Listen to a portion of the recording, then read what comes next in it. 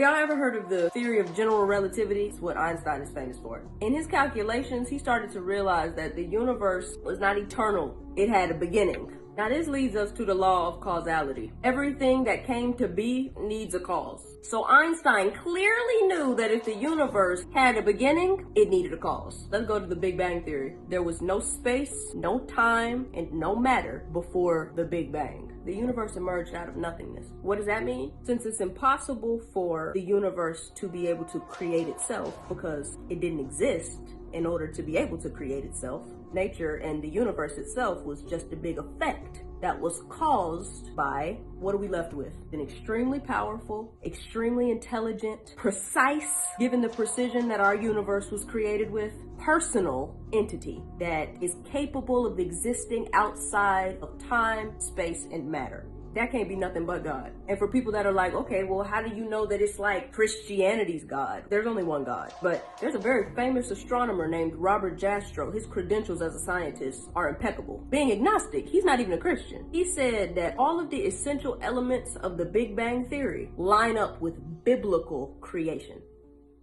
Because this is how God works. God speaks something and then science runs to catch up with what he said. Science doesn't create anything. Science studies creation. Let me just answer a question that I always get. Who created God? What'd I say? I said everything with a beginning. Everything that came to be needs a cause. God didn't come to be. God is eternal, the way a lot of people thought the universe was until science disproved it.